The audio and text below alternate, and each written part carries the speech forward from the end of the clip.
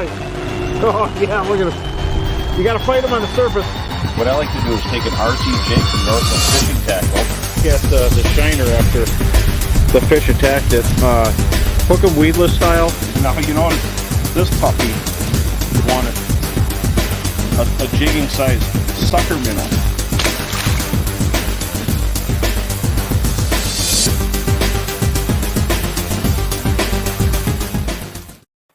Well, hello everybody. Welcome to the Bro Road Show. Hope everybody's having a great fall. And fall this year is kind of like extended summer. I mean, there's still accesses are still full, and the fish is getting tougher because the water temperature are getting down into the low 40s. A lot of places are even in the high 30s. How you guys doing? Thanks for showing up. I know that intro is water because we're still water, but ice is just around the corner. We're about to get hammered up here by ice. So the hammering part is by super cold weather. And but before I bring in Sam, I just want to say I want to thank Chesterburg Toyota for sponsoring the show. How you doing, Tony? Chesterburg Toyota actually saved me, and so they actually repaired my truck. I had I use them, and I let them idle a lot in the wintertime and stuff like that. So Chesterburg Toyota, if you're even looking for a vehicle, stop there. It's in Bemidji, the first Toyota dealership. And so they got a lot of history, and just love those people. And you'll see if you go there why I keep going back. Plus, the product is just unbelievably good, and they'll help you with anything. No matter what the brand you got, they can fix it. They got a great garage. So don't forget to stop in just to say hi. Tell them Bro sent you. But now, before I say any more, I want to bring in Sam, and I want to find out what's going on around the area. How you doing, Sam? How's it going, bro? It's going. I know. How you doing, Jason? Everybody is excited about ice. Hey, Jeffrey, we are excited about ice here too, and it's not far away because if you figure out the temperature drop it'll take to get things started, it's not far. No, not at all. And we are in for a cold snap starting tomorrow all the way through Monday, as far as I've seen. So it's going to come quick. I'm looking forward to it. I've had a long season of deer hunting so far that hasn't been super successful. So I'm ready for some success on the ice when it comes. Well, and hey, everybody, you got to understand, Sam Larsen, visual media guy for Northland Fishing Tackle. He is second place in stamps. He painted the turkey stamp and almost got it for the state. Also, he films, he shoots deer like crazy. And last year he shot one like super fast. But ice fishing is a part of deer hunting because right during deer season, they put up the ice store sets. You can see what's new for Northland Tackle, Otter, Aquaview, everybody, all the electronics companies like Humminbird. But during deer season, people go to the store to pick up stuff for deer, and there's the sets. So, and everybody's super excited about ice. James is, and Robert, thanks for joining us. But we're here to help you put more fish on the ice and talk about tips and tricks. And Neil, good to see you again. These are great guys. These are some hardcore ice fishermen. But Sam, in the area, people are primarily deer hunting. Is anybody fishing? Not ice fishing. I would say a lot of our hardcore fishing guys put away their boats like this weekend. I know with that cold snap coming, I heard multiple people around the office stowing their boats away. I got most of mine stowed away, but I got a little one that I could drag out if need be. But it looks like we're going to be dragging out the otters before the boats at this point. So I'm looking forward to it. Hopefully it snaps really quick. I know those water temps have been low, so yeah, I can't wait. Saskatoon is minus 24. Congratulations. Jeez. I'm telling you, people are so crazy about ice. I love ice. It's my favorite season. And I also like deer hunting. But I got to tell you, Sam, you're not going to believe this. But our producer, Brooke Drace, her family had one heck of a weekend. In Wisconsin, it's bow season. Their deer season isn't this weekend. It's the following weekend. But they actually got out and they bow hunted. And hey, Brooke, let's see a picture here because deer, before we go to ice, just to get people excited, because it is the season. There's Tony with a 14-point buck on public land, her husband, And look at this big old deer. Fantastic. Great job, Tony. But Mason, their son, shot his first deer, a 9-pointer. So what a great weekend. And Brooke Awesome weekend. And look at, she's watching the camp, making sure everything's going right. She's a producer at the camp too. So way to go, Mason, Tony. Good job. And I managed to get out for the opener deer and got lucky. I tripped on one, and a couple hours into the morning, I had one show up, and here it is. And that one right there just about gave me a heart attack. I had to sit down for a little bit after that one because it looked like a rocking chair on a great big moose going by, and very exciting. Glad to have it. And, once you pull the trigger, the work starts. Super fun. The biggest deer I've ever seen alive in the woods, and I got him. So super excited about that. Now, let's talk about ice, because during deer season, we talk about ice. Thanks, Jeff.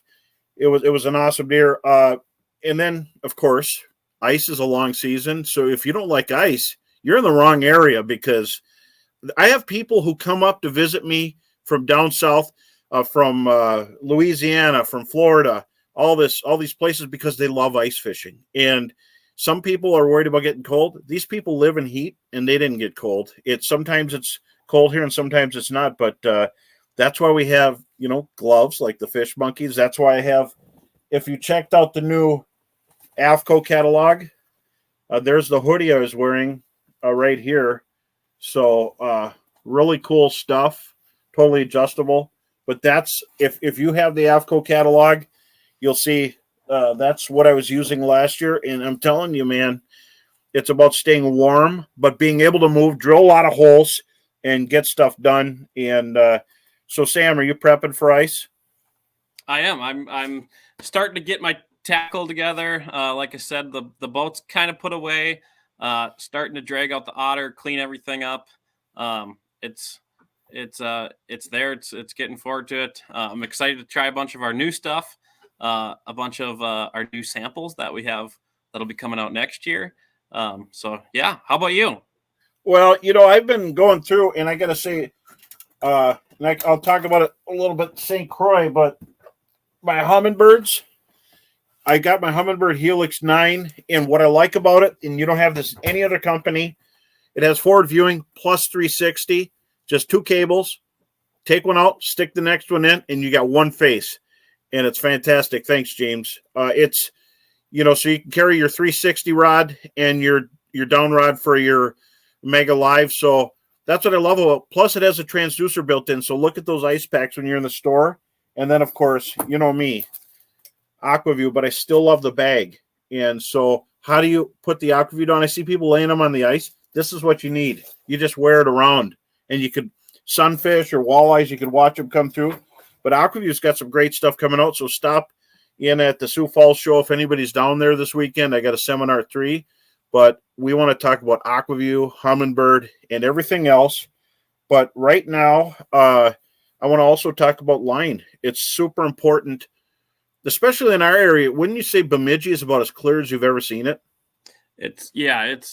Waters around here, especially the zebra mussel-infested waters, get clear. And then especially come wintertime where there's no waves stirring anything up, there's no algae blooms, clear and clear. So stealth is key. They're still fishing big smallies. I love it. It's fun, but when ice comes, the FC leader material, and I just want everybody to know what we use. See, they make it to 1 pound test. In the old days, I quit using 1 and 2 pound test a long time ago. How you doing, Dave? It would just break. You try to swing a crappie in or a perch, it would snap. And I was at a show in Detroit, and I tried this stuff, and I went to snap, not the trick snapper. You do this, but I went to it's the strongest line I've ever used. So I bought a bunch of it, and this many years later, I've become sponsored by them. But Sunline FC Ice, and I'll still go with their summer leader material in the fish house, or it's really strong. So just remember, braid or fluorocarbon, it's awesome. So I want to tell you something, Sam. We have Tim Mossberg. I'm bringing him up right now, and Joel Nelson and Nick Cox right after. So, Brooke, bring on Tim Mossberg. He is the owner of Fish Monkey Gloves. How you doing, Tim? Hey guys, I'm doing great. How are y'all doing? Really good. Awesome. Here's a guy that's designed Fish Monkey, Hunt Monkey.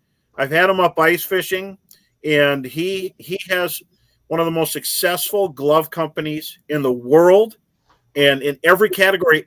In open water, I use the sun gloves. So he's got the Americana stubby guide gloves, face masks, and he owns this. He makes them for fishermen, and it really dominates everywhere in saltwater and freshwater. But this guy designed winter gloves, but he also has Hunt Monkey. And Mhm. Sam, you got a chance to check it out. Tim, tell everybody Yeah. about Hunt Monkey. So Hunt Monkey was our line that we launched last year. So we introduced 14 different glove styles, a glove for almost any and every application. I don't think there's a hunting application out there that we didn't address. And we took the same level of passion and energy and technology that we put into the fishing gloves, especially like the stuff, bro, that you helped us design, the Yetis, the Tundras, the Stealth. So we took all that same workmanship concept and knowledge and put it into our hunting glove line, and it's done extremely well. So we've got lightweight stuff for the bow and turkey guys, all the way up to super heavy stuff for the out west, and even super northern guys all the way up into Canada. Someone was asking how to keep your fingers dry. Try the Hunt Monkeys. They're just like the stealth dry techs. You could wear them even if it's raining. Yeah. So that's been a great glove for us, and that also works as a great waterfowl glove. It's a huge product for us down here in the South, in the fly areas for duck hunting. So lightweight, easy, comfortable. Matter of fact, I was hunting last year in South Alabama. We've got about 1,700 acres we hunt. About 50 acres is swamp. So we've got a bunch of wood ducks in there. So, you get 10 to 15 minutes of glory in the morning, but that's the glove that I used. When I was hunting one morning, it was 15 degrees, which I don't know if it's ever gotten that cold in Alabama before, but 15 degrees, and the glove just works like a champ. I mean, and I shoot an over and under. And so, 2 shots, bam, you got to reload. You got to be quick again, because you got such a short window for these birds, But anyway, I love it. You get cold weather in the South. So up here, everybody thinks only gets cold here, but this United States gets cold all the way down, and you just don't want it when you get the salt water because it's not good for the fish. But so you get 15 degrees is cold. That's cold. That was real cold. I mean, that was almost felt as cold as when you took me on, was it Red's Lake, and it was -1, and I thought I was going to die. It was actually -10. Brooks got a picture here. Oh, look at that. I made him go outside the house to get a picture, and he's loving it. I should have reminded you to put on the Fish Monkey gloves, Right. But I think you're just about froze to death there. But we had so much fun. We caught a lot of fish, and we got to redo it again. Yeah, that was a great time. I truly enjoyed that. So now, before we get too far, we know Hunt Monkey's got everything covered, and I think everything from ducks to deer, bow hunters, and Sam. Which ones are you using for bow hunting? Well, I've been using them all season. I've been bow hunting really hard this year. So I have a pair of the, I believe they're called the Ridge Runners. Ridge Runner, yeah.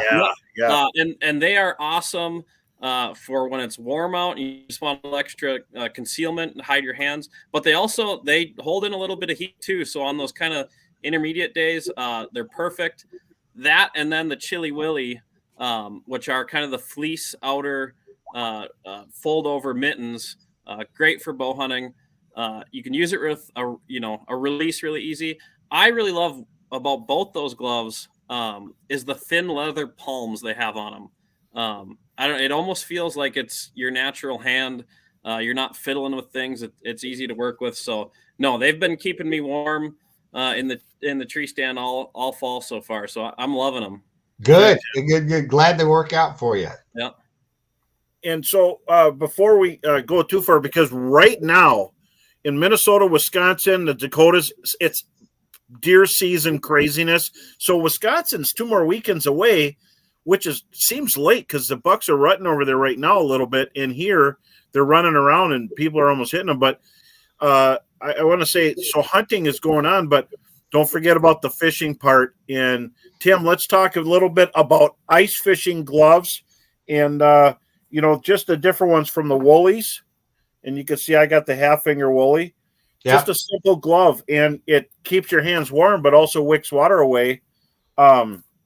Also, the Stealth Dry Tech that we keep talking about, this one here is dry, keeps your fingers warm, but this PVC grip is awesome for fishing in open water. You can cast. Sure. You designed it based on tournament fishing in the cold with bait casters and stuff. And then, of course, this is the Tundra EX is a super cool glove. It's really, I just like how everything moves on that one. And then, of course, Yetis. If people are in the sledding, if you're into anything, and we'll actually get the website for a Fish Monkey here in a second, but this has, Tim, I'm going to have you explain it because you explain it like a professor. Well, so again, thanks to Bro for the help in the inspiration to design this thing. So the first thing we did is to create a super warm glove, and we're able to accomplish that by utilizing a thermoconductive liner. And so what the thermoconductive liner is, it actually uses it's the gray striping you see in there, which is a ceramic dust that's impregnated into the fleece. And so what the ceramic dust does is actually traps the heat from your hand that's already there and spreads it throughout the glove, transfers it throughout the glove. And basically it helps keep the glove warmer, so therefore your hand's not having to work nearly as hard. In addition to that, we use 350 grams of Thinsulate insulation. So you've got that also keeping the glove warm. And then we use a nylon exterior that's 100% waterproof.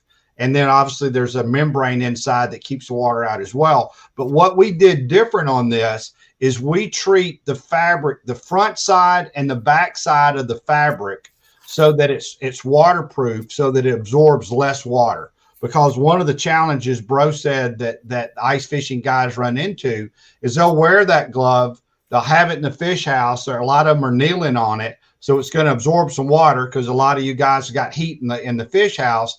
Then so you've knelt on that, so that's absorbed some water. Then you get outside on your snow machine and you start taking off, and it's minus 30 degrees, Bro tells me, on the trips that you guys really enjoy. And then all of a sudden your glove is an ice cube or an ice block. So we work with the idea of treating that fabric so it won't absorb any water for the most part. And it just makes the whole glove function, every part about it, a lot better. And then we match it up with that goat skin leather palm, so it's super supple, and the pre-curved fingers. So it just has turned out to be a fantastic product for us. So yeah, it's unbelievable, because in my whole life I've had gloves. When you say the block of ice was my biggest complaint. As soon as something gets full of water, and this physically cannot absorb as much water. And I think everybody missed that except for you. You're tenacious. You make stuff like this happen, and that's what I love. So if you truly want the best, this is the best. Because the other one's just, a lot of companies just, okay, gloves just another part of our big list and whatever. This is the big deal here. So that's why I think so many people, Bro, think of gloves as an afterthought. They buy the nice snowsuit, they get a hat, but what's the first thing to get cold on a fishing trip, on an ice fishing trip, or even out in the deer stand? It's always your hands and your fingers. So spending a little bit of money, getting the right stuff really, really does improve your experience out on the water. It makes it that much better. So yeah, I would highly encourage people to check out the Fish Monkey stuff and the Hunt Monkey stuff. It's you might think of it as an afterthought, but it's a quality investment for sure. Absolutely. And you get these in mitts also, but you see this? This is because Tim doesn't want to see my nose running down like a faucet. This is nose wipe right here. And then, we're all hooked to Facebook, the internet, all the different stuff. And we got to keep our social media up. So that's what that's for right there. So you don't have to take them off. But if you got anybody in your family, whether it's a wife, spouse, kid, if you got parents, this is the stuff you need to get them. I mean, this is going to keep them warm on the ice, and it's fantastic. But so, Tim, can we drop the bomb on everybody? Can you tell what's coming up next? Because Fish Monkey did the best hunting gloves, the best face mask, sun protection, and the best ice fishing. What's coming up? What's next? So, drum roll. Performance merino wool socks for the hunting and fishing enthusiast. Yes. Going to be out. Well, fingers and toes are the first ones to get cold. And so we're extremely excited. So part of what prompted the idea of this, right, is we use the product. We hunt, we fish. Our sales team does it. Our marketing team does it. Obviously, we're connected with people like you, bro, in the professional side. So we're all out there utilizing products, right? And so I'm sitting in the deer stand last year, and it's not that cold. It's maybe 30 degrees. But where we hunt, we have to wear muck boots because it's so swampy, right? Ooh. There's just rubber boot, minimal insulation. I think I've got good wool socks on, right? So I'm sitting there, and your first couple hours you're fine, but after about hour 3, you're starting to get cold.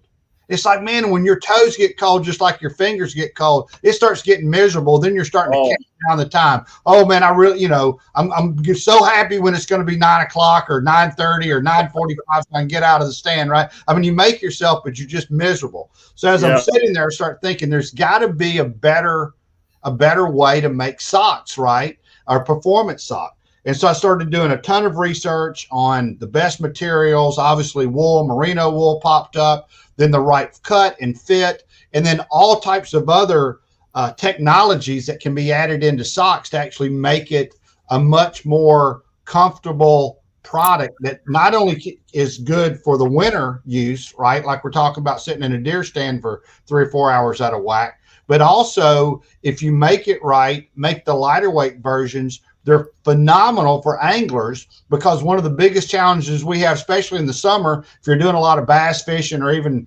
saltwater fishing or any type, you're on your feet, right?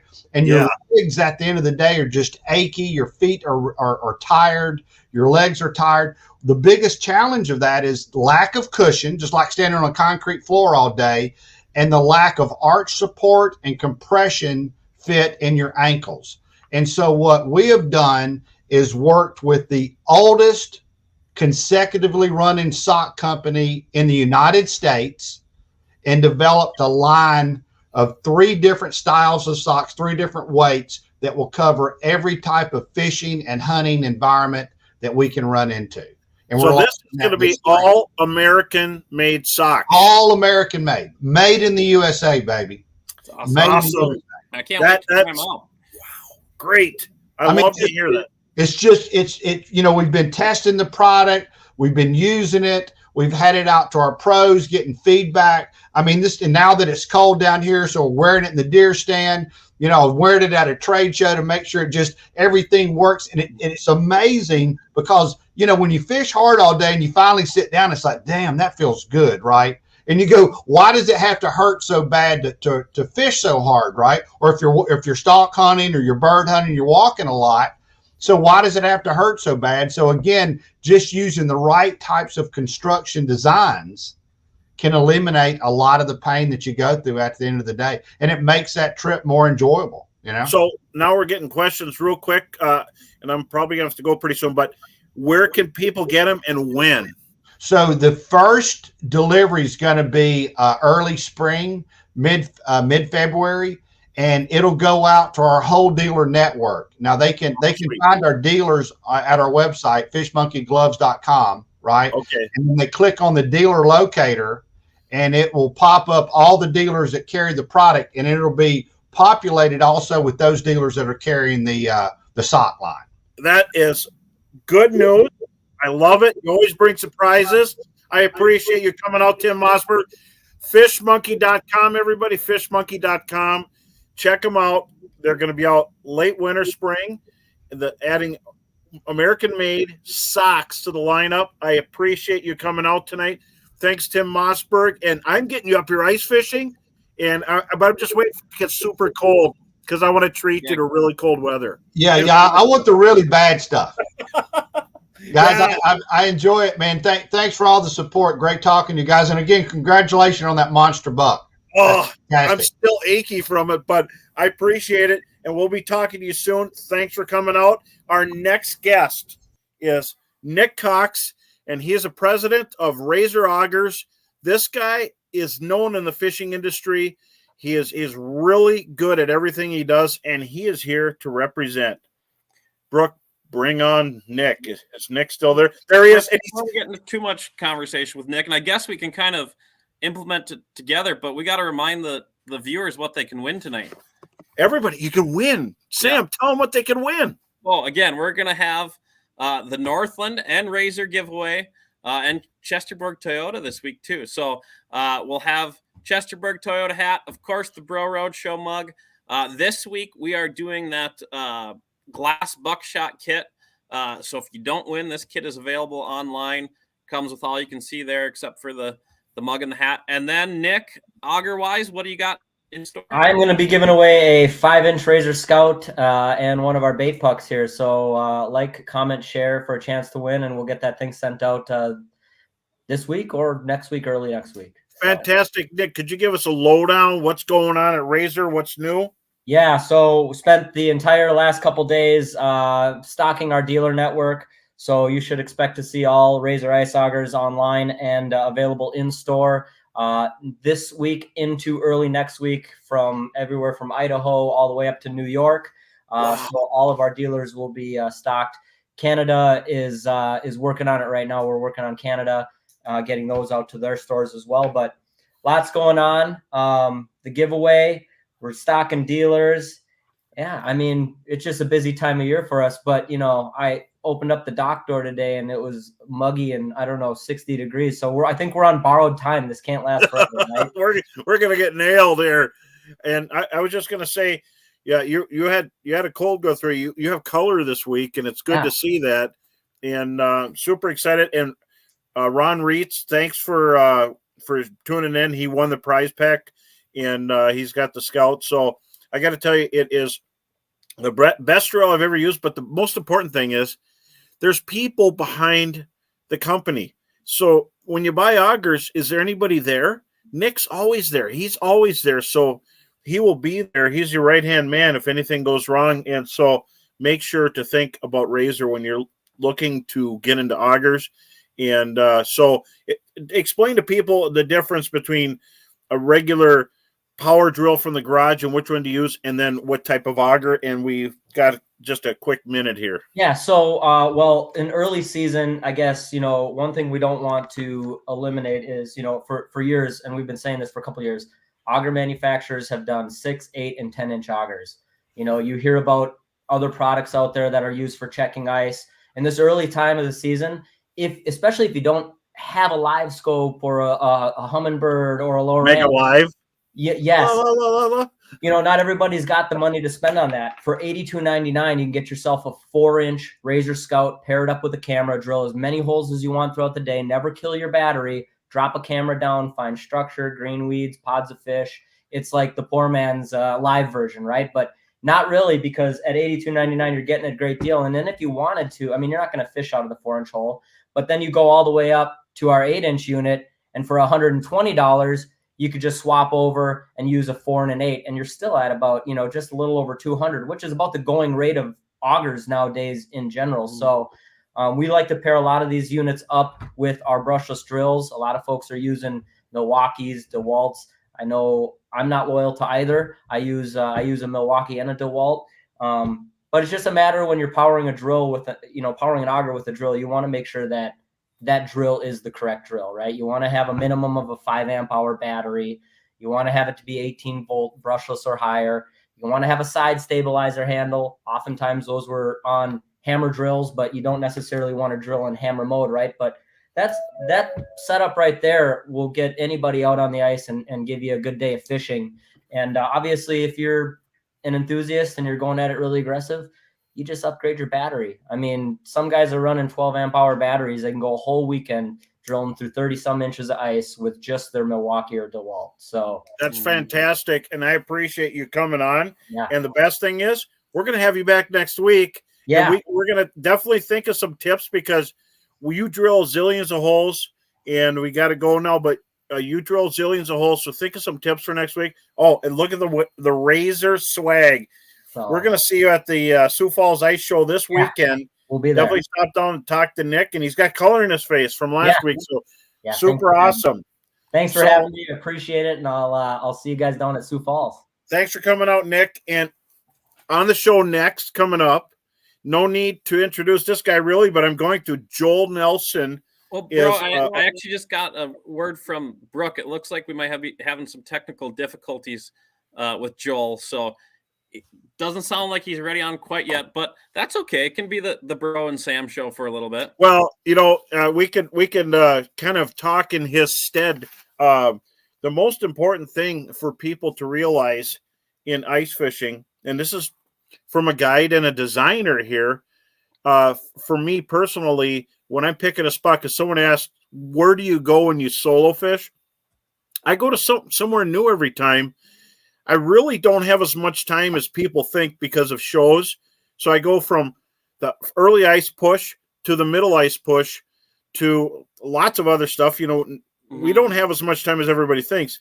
And then to late ice, we're already getting into the boat stuff. So whenever I get time to go, I like to pick a new lake. And I really love catching bluegills are my number one fish. And I like any panfish. Perch are fun because they're plentiful, and walleyes. What do you think, Sam? Yeah, no, I that's something I've enjoyed a lot the last couple years. At kind of the beginning of both the ice and the open water season, I will go on Google Maps, go on the DNR's website, and kind of create a hit list of lakes I want to try. And I don't always get to all of them. Sometimes I find a really good one, go to it over and over again. But I love hitting new lakes, bro. When you're headed to a new lake, what's the most important thing you look for? Or what's your tactics to trying a new body of water? Okay, first thing is I look at my Lake Master map because my Helix 9 ice kit has the map on it. So in early ice, you got to look for ice, but you got to know the layout of the lake. And sometimes I'll Google Earth it just to find an access, but I also have a hunting app that I use. And so I'll use that to see if I can get access. And, I ain't going to go cruising across federal land, but I like to hit. And that's a great point, Stephen. That's a really good idea. We always start where the fall left off because the fish are still there. I mean, the fall bite is the winter bite also. So just remember nearest to shore and whatever you can get to, because there's a lot of promoters that watch this show. There's people out there they're fishing pros. There's people that are beginners. If it ain't 4 inches of ice, don't post it. Don't show it, because maybe you're willing to walk on 2 inches of ice, 3 inches of ice, but don't post it because there's a lot of antis that want to bring down fishing. But one thing I never leave without is Northland glass buckshot spoons, because almost every fish I caught last winter was on that right there. And the translucent paint job is fantastic. And, of course, bro bug spoons, because that slender profile catches fish everywhere. But I have, and I know I can't say enough about the neon-colored Gamma Katsu octopus-style hooks, because I always bring bait. And when I go to the bait shop, I don't just go in there and pick their brain for 2 hours and leave with a tin of waxies. I buy waxworms, maggots, minnows. Look at what the cost of gas is, so make sure to keep them in business. But I never talk about this enough, but their micro V-gap hooks are great for panfish. And those that are hunting big pans, just a hook, tie it to a dropper. Just remember, you got to take your treble off. But I like these micro wide gaps. If you can get little micro emerald shiners, that's a giant crappie bait. If they're not biting on anything, if they get that transition where they're just frozen and they don't move, that's what I like to use. In light line, I see people all the time using really heavy line. And so light line is important. They got nowhere to go, except if you're in Devils fishing willows, you got to pull them straight up fast. But Bro, let's circle back to the first ice kind of things. So how often are you using the information you can gather now to find fish first ice? So whether that would be auto charting? Are you auto charting lakes? Are you using your side imaging to find schools of fish? Talk about what you're using now to get on those fish. Early ice, or now with some of our live sonar capabilities and aqua views, what are you looking for there? Well, the first thing I like to do once I know that there's 4 inches of ice, and I check it all the way out. First ice is a lot of work, but I check it, and then once I'm out into kind of the basic area, then I'll put down 360. I like to have my 360. The Humminbird 360 scans the area all around you, and I'll set it at maybe 70 feet, 100 feet, so I can see if there's any rocks or weeds or inside turns of weeds. I'll GPS those spots, go over to them, drill a hole. Then I take the cables and plug in my Mega Live, and I could pick off the fish. But sometimes I just like to leave 360 hooked up, and you can see where the fish are moving. Fish move through in strange ways. Sometimes on flats, they move through areas, and they keep going through those areas. And then, like the question earlier, a lot of times I'll just cut off minnow heads, but I throw the tails in. I don't throw them away because, they still fit in there, and they don't take up any room. And walleye isn't going to not eat a tail or a torso. They eat all of it. And so you could just put them in a razor bait puck, and it works really well. I fished with a Grizz a long time ago. He throws fatheads in a sandwich bag. So I'll have a sandwich bag of fatheads in my coat. And I actually just found a bag of fatheads from last winter in my coat, my AFCO coat. And this is the Hydronaut suit. And let me just say, it was scary. And there's a whole new science experiment going on in that suit right now. But anyway, a shout out to marketing coordinator Joey right now. Yes. He really likes to mock me and our old accountant Jake for throwing minnow heads into our pockets because he thinks it's gross and disgusting. And yeah, there's definitely been a time or two where I've been cleaning out my coat and you find one, but it's so important to have them there and ready. It's good to go. So shout out to Joey. That's a good tip. Throw them in your pocket. Hey Joey, make sure to clean them out afterwards. I love it when he's with because he brings the annex. But Joel's with us, so we're going to talk about plastics a little later. So we got that question. We'll bring it on for no other time than now. Let's bring on Joel Nelson. No further ado. How's it going, guys?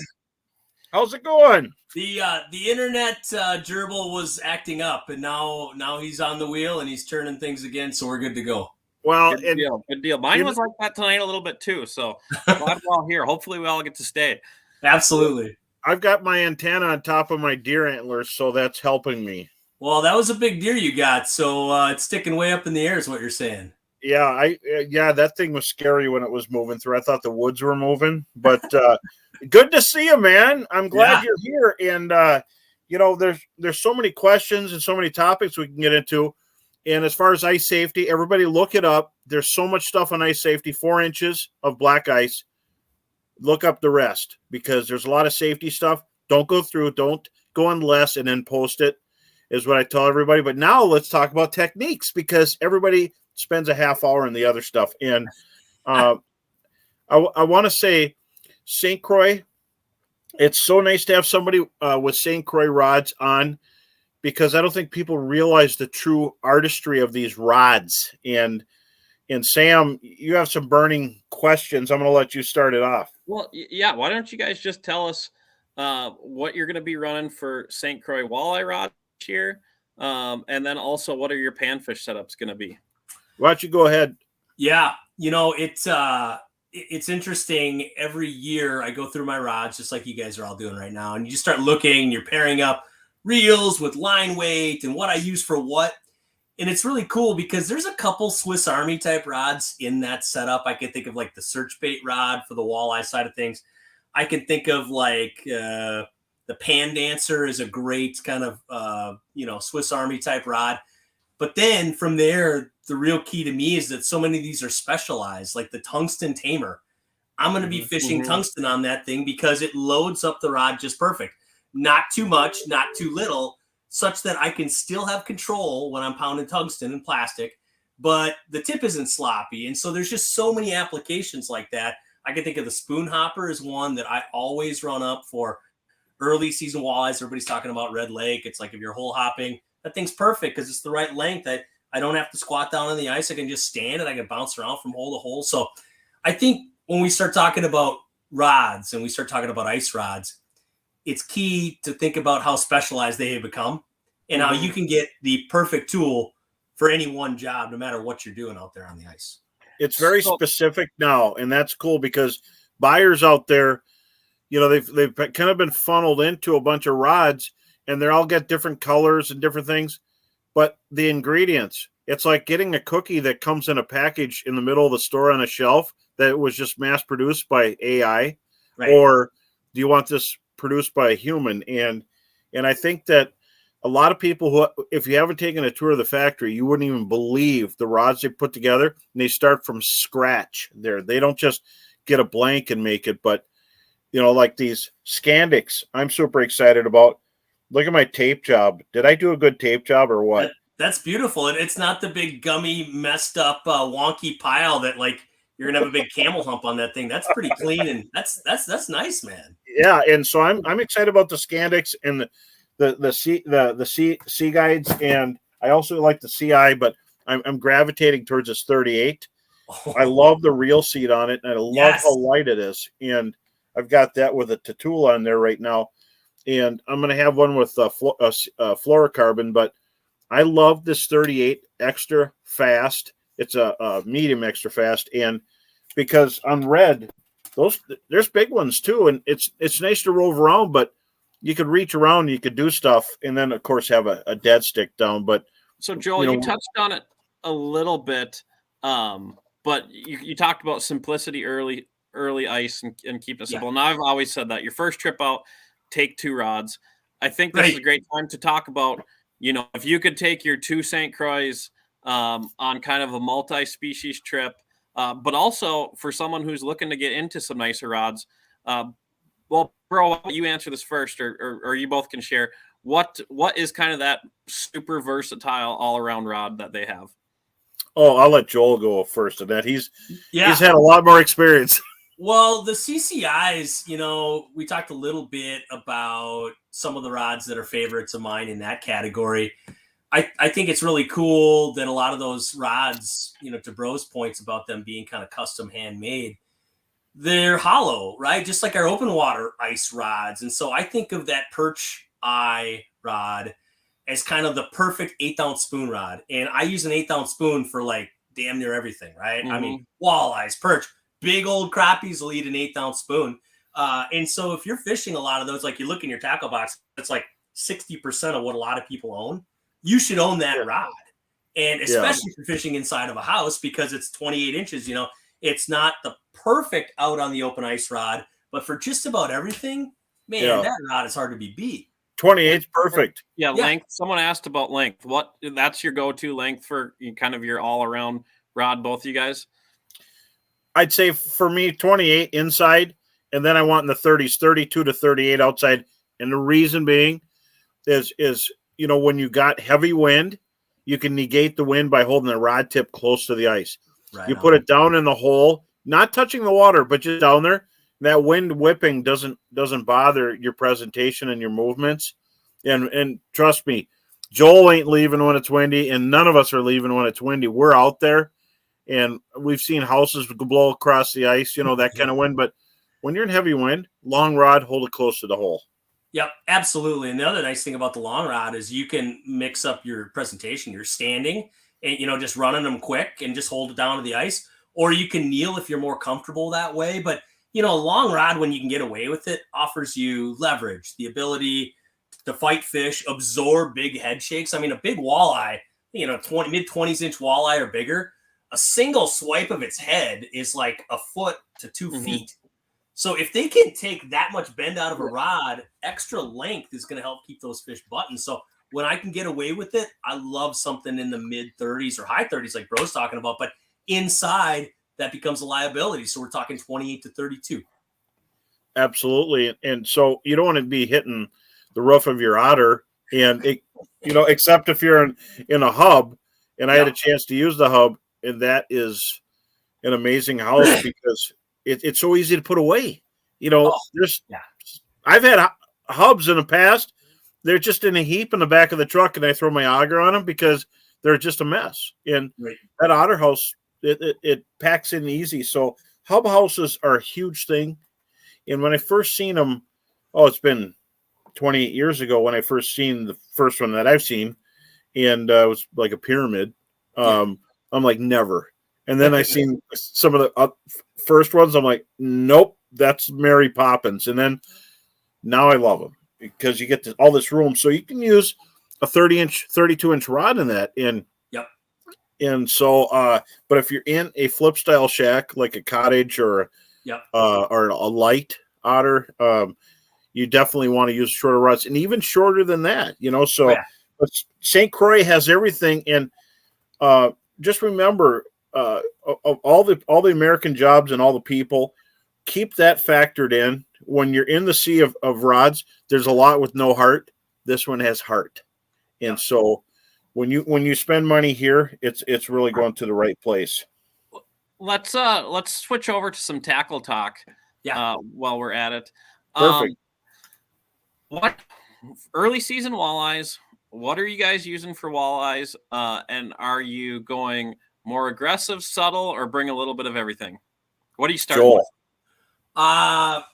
So I'm a big fan of fishing fast early when I can get away with it. But you still have to use your flasher or whatever electronics you're using to kind of take their temperature. You'll still have window shoppers that come in which case you got to slow it down a little bit.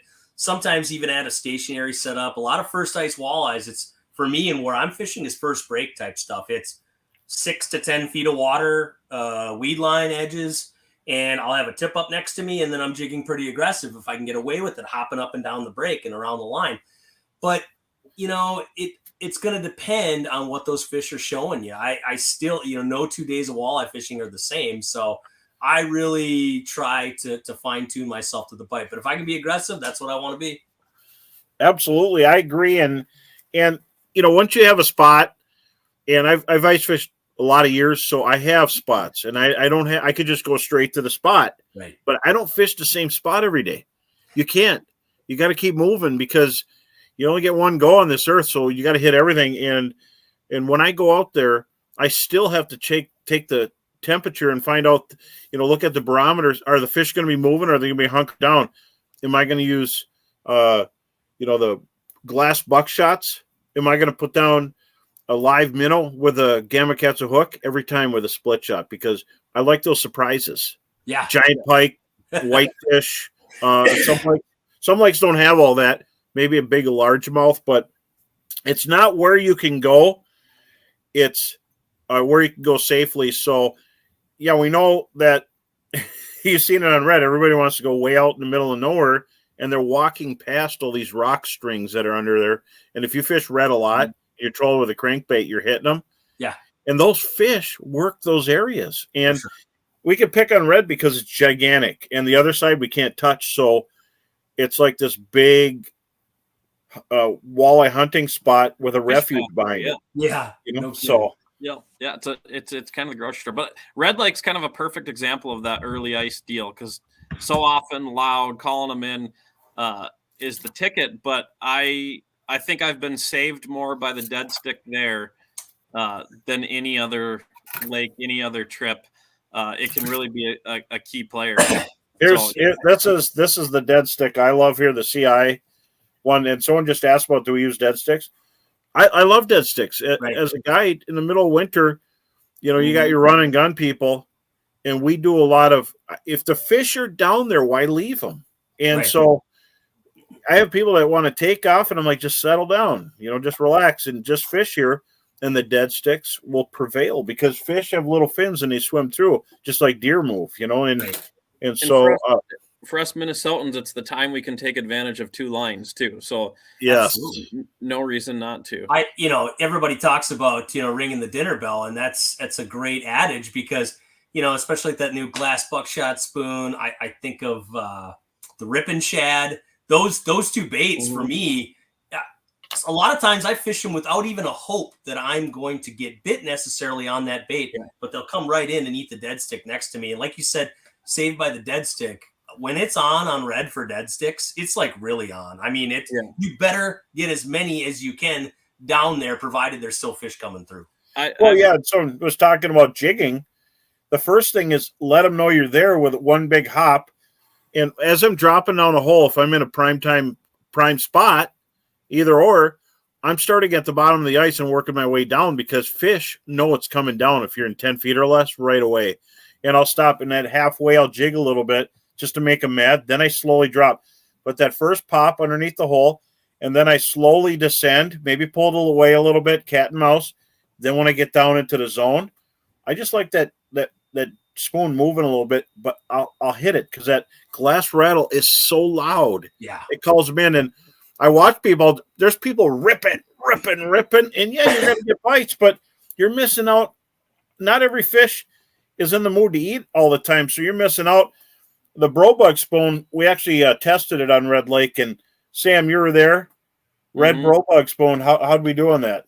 It was killer that one time, and I think the Brobug spoon kind of plays into that dead stick bite a little bit, where it's a really finessey spoon. The loud bang 'em up spoons weren't happening, but again, I've said this a lot on the show, but it's one thing you taught me, bro, is when those fish are feeding up on a small, slender profile, you're feeding up. They're seeing this, not this. Right. So that Brobug comes in great. But then the glass buckshot spoon too was killer. We were fishing with Brobugs and coffin spoons, and then we actually tied on like the handful of samples of glass buckshots just to shoot some videos. And me and you were shooting some talking points, and we both got bit like in the first 2 minutes live on camera. Not even trying to catch a fish. We were trying to kind of talk about the lure and educate the lure. So and we got a question for Joel. And mix it up there. So Joel, how far do you put your dead sticks off the bottom to start? Great question. It's going to depend on clarity for me a little bit. With clearer water, I feel like I can get away with them slightly farther off the bottom. It's like this deal where if you're ever looking at like underwater camera or like, bro, you've done this. I know where you kind of tilt your camera upwards a little bit, kind of at a 45. You're looking up as if you were a walleye glued to the bottom, covering, looking at real estate out in front of you. If your bait is a little more elevated, fish can see it at a distance better as it's silhouetted up against the bottom of the ice. So I think the cardinal sin of dead sticking is to set that sucker right on the bottom, unless for whatever reason that day fish are proving you wrong, that it really needs to be tight. There are days when fish just don't want to come off the. You'll see them on the graph. They don't want to come off bottom very far. They're kind of. It's almost like they're magnetized to that sucker. So that's the only time I'll keep it within 6 inches of the bottom. Other times I'm 2 to 3 feet off the bottom. Sometimes even more in very clear water like Mille Lacs, for example. Are you going big to start, or do you start small? I think big, right? Yeah, this is a great question. When you go into the minnow shop, you go into the bait shop, and they're scooping stuff up for you. You get the kind of the fun ones, the extras, the weird minnows, the chubs, and even a stickleback here or there, all kinds of weird stuff. I like, I'm in the Yeti right now. I like, if I'm with my family, just putting down a freaking buffet for them, just showing off all these different looks. But amongst that buffet, and if it were just my line, like on red, I start big every time. I let the fish tell me they don't want big. They're either choking on it or I'm missing hook sets or whatever. I start that way. I always start aggressive and go finesse from there, not the other way around. And then importantly, which otter do you use and when?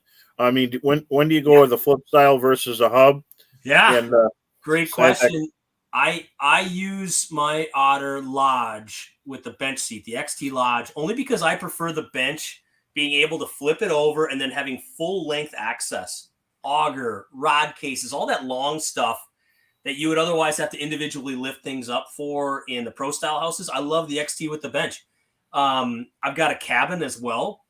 My boys use that actually because it's a little easier for them to maneuver. They're a little bit smaller.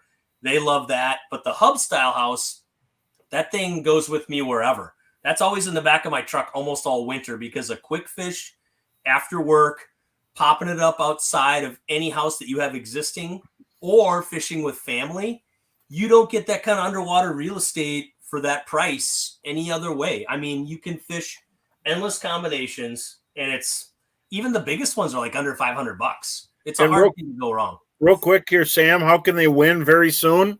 Yep. So we're going to pick the winner in a few minutes here. So make sure to like, comment, and share.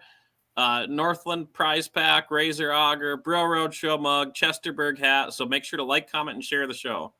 Nice. Perfect. So real quick, we had someone, just a real quick safety equipment. What do you throw together? We don't have to go too long about it, but ice safety equipment. Yep. I've got a real simple kit. It always starts with a chisel. That's how I measure the thickness of the ice that I want to get out on. I've always got a throw rope. Learned that one the hard way. I've been through a couple times. Float suit of your choosing. And picks are certainly nice, but I prefer that further down the line to those other pieces of safety equipment. So that's really my kit. Yeah. And I had someone ask about long rod storage. I love the Otter storage boxes. They're rotomolded. They're super tough.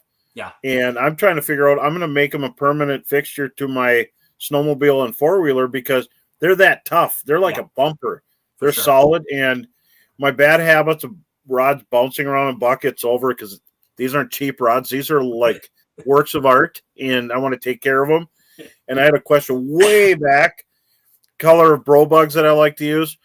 I absolutely love Tiger Beetle, which you might find that in the older one, but the new one, I would like Red Glow. That Red Glow is a great one to start everywhere, because bloodworms, everything eats bloodworms. Everything in the water eats bloodworms. It's a super important food source. And then, as far as tails, you can get pre-rigged tungstens from Northland with plastic bloodworm tails and stuff like that. So Red Glow answers that question. That bro bug spoon, like you said, with bloodworms, anywhere I'm fishing mud, that thing is electric. I love on a free fall with 10 feet from the bottom, letting that sucker drop like a nail, and then just keep pounding that sucker and stirring up mud. Anywhere there's mud, that spoon is a winner, no matter where you're at. So I kind of wanted to ask this earlier, and we only have a few minutes left here, but you talked about fishing high in Clearwater. You talked about pounding mud. Yep. How do you decide which one to do? Bro, you go here. I'll clean up. You've been waiting for me. Higher in the mud. What are you doing first? I'll just do it real quick. I'm high all the time. Oh, wait, that sounded terrible. I'm high up in the water all the time under the ice. And so, broisms, but so I'm high up in the water all the time. And then I pound the mud later in the winter all the time, because that's when insect life becomes really active. So I'm sticking to that. Yep. I'm in agreement. High almost all the time. I love being able to see fish play peekaboo on the graph. If you're right on top of them, you're literally covering up your ability to see anything that's going on down there. I'd rather bring it down slowly to them after they've played peekaboo a couple times than not even see what the heck's going on. So there's so many reasons to fish higher in the water column that people aren't doing already. And real quick, fluoro or mono? Oh, I'm a fluoro guy. I don't see a lot of reasons to use mono for the most part. I like it's a little more abrasion resistant. I like that it's a little bit clearer. It sinks, which is useful for ice fishing. We need it to sink. Mono, there's nothing wrong with it. I just prefer fluoro myself. Well, and then you're in the wheelhouses, I'm totally fluoro everything ice, because with the sink rate and we're vertical, we're sitting right over our quarry. And almost every rod has that. If I'm fishing deep, or if I'm fishing inside where it's warm, then you could have a really light, like Sunline braid, but like an 8-pound is really thin. But I'll go 10, because at the ice, you're turning those fish, and then your fluorocarbon is just so strong. Yeah, you could tie a uni knot and then have 3 feet of line, so you get the best of both worlds. But I appreciate you coming on, Joel. We're going to have you back on later when we're in full ice swing. Oh, yeah. And I want to do a panel here in a few weeks. So I hope you can come back. Sam, it's time to give away some stuff. Brooke just sent it. So tonight's winner is going to be Brad Ingebretson. So congratulations, Brad. Yeah.